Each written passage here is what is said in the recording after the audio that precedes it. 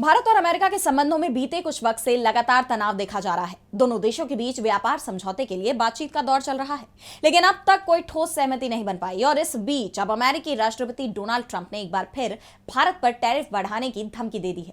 साथ ही पीएम मोदी का नाम लेते हुए कुछ ऐसा कह दिया जिससे भारत की सियासत में बवाल मच गया है।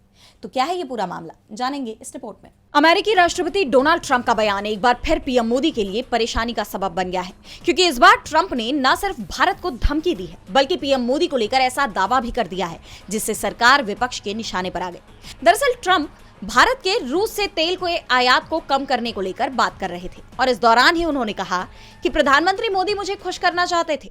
वो बहुत अच्छे इंसान हैं। वो जानते थे कि मैं खुश नहीं था, इसलिए मुझे खुश करना जरूरी था। हम व्यापार करते हैं, लेकिन अगर भारत रूसी तेल मुद्दे पर मदद नहीं करता है तो हम उस पर टैरिफ बढ़ा सकते हैं।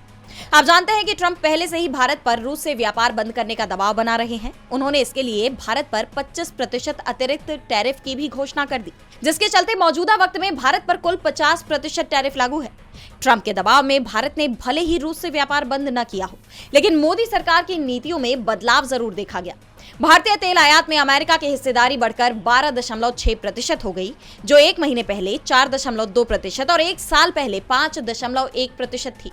विपक्ष तो पहले से ही आरोप लगा रहा है कि मोदी सरकार अमेरिका के दबाव में है, चाहे वो टैरिफ का मामला हो या भारत और पाकिस्तान में मध्यस्थता का दावा। और अब ट्रंप के इस बयान ने विपक्ष के दावों को और बल दे दिया। इस पर कांग्रेस ने मोदी सरकार को घेरते हुए सोशल मीडिया पर अमेरिकी सीनेटर लिंडसे ग्राहम का एक बयान शेयर किया और कहा कि इस बयान से साफ है कि ट्रंप को खुश करने के लिए नरेंद्र मोदी ने हमारे सदाबहार मित्र रूस से तेल खरीदना बंद कर दिया। आखिर खुद का पीआर मेंटेन करने के लिए और ट्रंप को खुश करने के लिए मोदी देश का नुकसान क्यों कर रहे हैं? अब देखना यह होगा कि इस बार मोदी ट्रंप के दावों पर क्या जवाब देते हैं या हर बार की तरह चुप्पी ही साधे रहेंगे। डीबी लाइव की रिपोर्ट।